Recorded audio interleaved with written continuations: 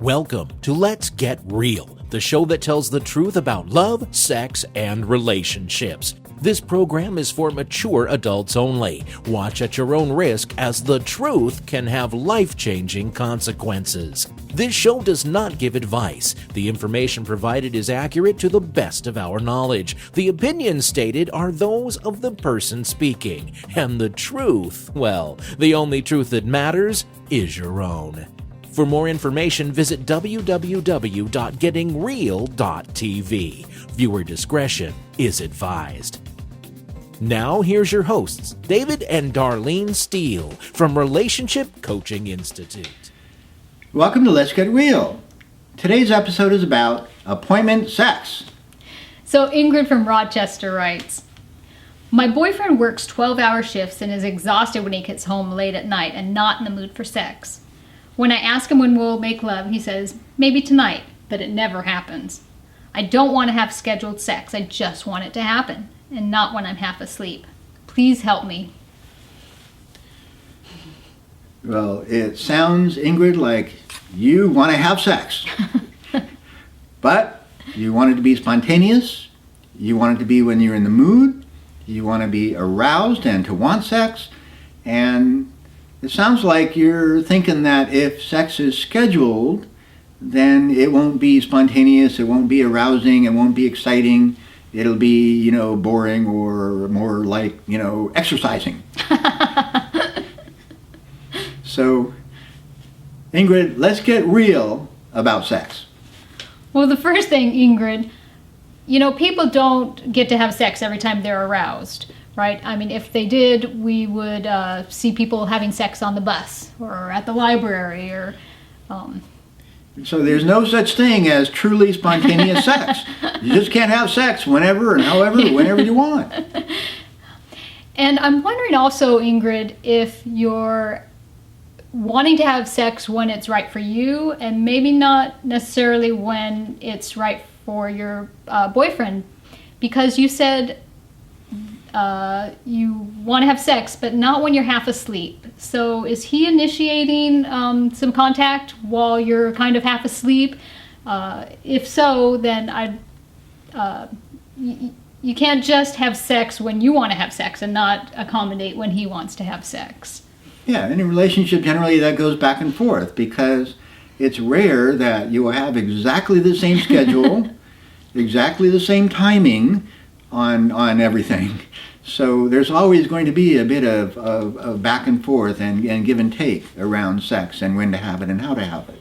Yeah, and also partners need to work together to make sure everybody's needs are met. And that's the sexual needs, of course, but your rest and relaxation needs too. So if he's been working 12-hour shifts, I would imagine he is pretty tired when he gets home, and you'll want to take that into account and find a time that works for both of you. And that to me is the most fun conversation to have in a relationship about, honey, when can we have sex? Let's negotiate that.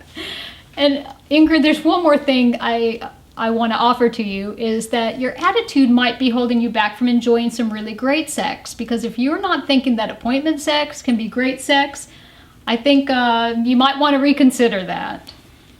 So, a great relationship, including a great sexual relationship, is all about talking, negotiating, a conversation, expressing your wants and needs, hearing your partner's wants and needs. And, requires some effort. And when you're young and you're horny, often it's just, wham, bam, thank you, ma'am. It all comes very, very naturally. But the longer you are in a relationship and the older you get, or one or the other or both, you need to talk more. And you need to identify what your needs are and talk about them with your partner, and identify what his needs are and talk about them, and see how both needs can be met. And sometimes you need to be pretty creative, but that's the fun of a relationship, and that's the fun of sex, is getting creative. So let's talk a bit about how you guys can get creative in your sexual relationship. Well, first of all, appointment sex. Okay, don't call it scheduled sex. Don't call it appointment sex. Call it dates. Yeah, dates, or find another word that that really works for you, something that speaks to you. We're going to have a date tonight. So, I mean, there are some really good things about date sex. First of all, you're going to have sex. You know it's guaranteed. You know that that's going to be on the agenda for the day. And as a guy, I love it. Guaranteed sex. Another thing is you can be prepared and present for it.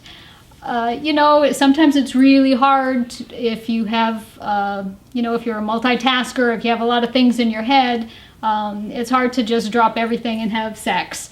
And be really present for it. So if you know it's going to happen, you can plan ahead and make sure that all the important things on your to-do list are done, and turn the phone off so you know it's not going to ring. You can just be really prepared for it. Yeah, that's the downside of spontaneous sex, is chances are that one or both of you is not really in the mood at any one particular moment, that there would need to be a build-up towards that. And we have a name for that. It's called foreplay.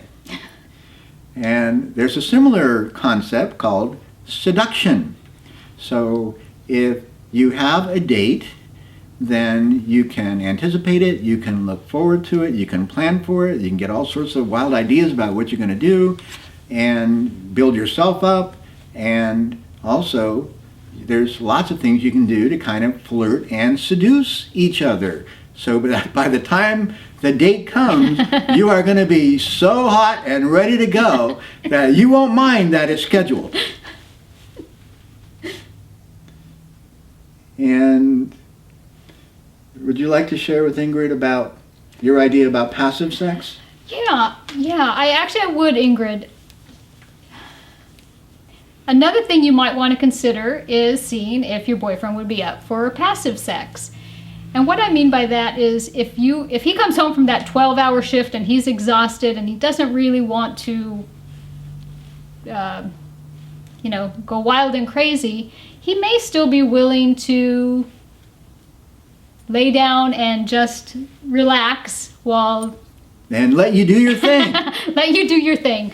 I didn't... Well, on the other hand, you don't like it when he wants to have sex and you're half asleep. Well, if we think of it as passive sex and think of it as kind of a gift we give to our partner, then you would just let him have sex and ravage your body when you're half asleep. And you can do the same with him, that when you're aroused and you're horny and you really want to have sex and spontaneously, then you can go ahead and have passive sex with him too. It doesn't require his participation. He doesn't have to have a lot of energy. He can even be asleep. And, most guys would welcome, their woman initiating passive sex, even if they're tired. Yeah, so really, I think really all that's important for that is to just hold a safe space for it. Say, yeah, I'm just going to be laying here, but, you go for it. And that is probably something best talked about. So going back to what we said earlier, the conversation around your sex life and negotiating it and planning for it, those are the most fun conversations you can possibly have in a relationship. So Ingrid, very good luck to you. And if you're watching this and you have a comment or a question, or you have some ideas that we haven't touched on, please put them in the comment box below. So thanks for joining us. Bye for now. Bye-bye. This is about sex, so it's worth a few takes. All of them are worth a few Watching takes. Let's Get Real, the show that tells the truth about love, sex, and relationships. For more information, more episodes, and to join the free Getting Real Club, visit www.gettingreal.tv. May you live the life you love with the love of your life.